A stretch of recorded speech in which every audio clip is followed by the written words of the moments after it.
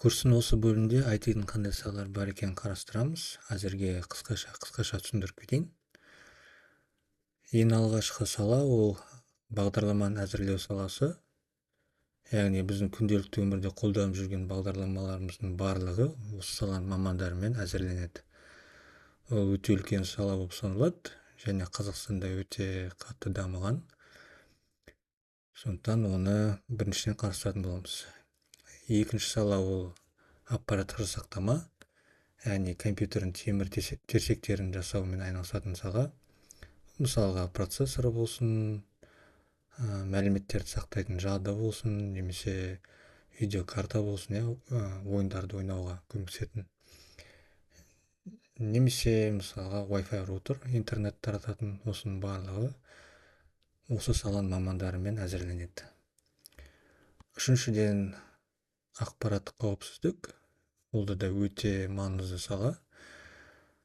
Ол мысалға біздің жеке мәліметтеріміздің ұрланбауына көмектесетін барлық технологияларды әзірлейді. Мысалға біздің банк картамыздың нөмірі болсын, немесе жеке ақпараттарымыз болсын, мысалға мекен-жайымыз, телефон нөміріміз сияқты осының барлығын қорғаумен айналысады.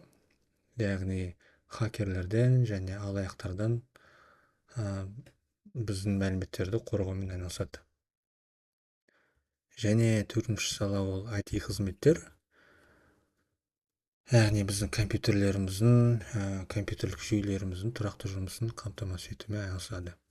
Мысалға біздің компьютеріміз бұзылып қалса, біз сервис орталыққа оны апарып жөндетеміз. Мінекей осы мамандар осы салаға кіреді.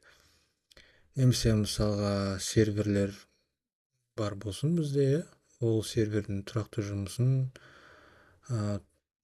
қамтамасыз етумен айналысады, және олардың көшірмесі жасалумен айналысады, және мысалға сервердің интернетке тұрақты түрде қосылып тұруымен осының барлығын қадағалайтын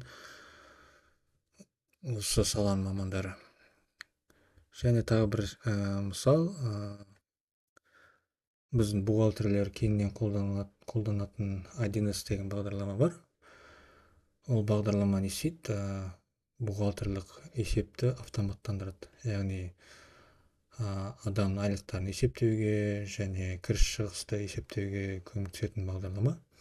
Мінекей осы бағдарлама біздің Қазақстан заң негізінде жұмыс істейді.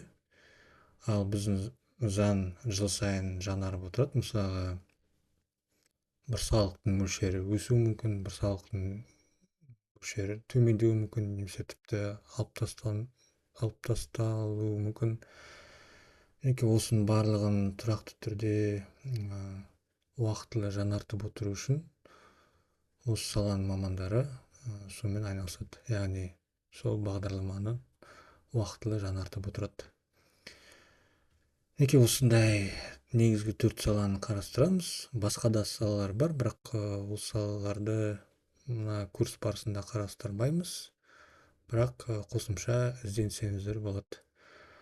Ал енді келесі сабақта біз жеке-жеке осы әр саланы қарастыратын боламыз тереңірек. Сондықтан келесі сабаққа өтсеңіздер болады. Рахмет.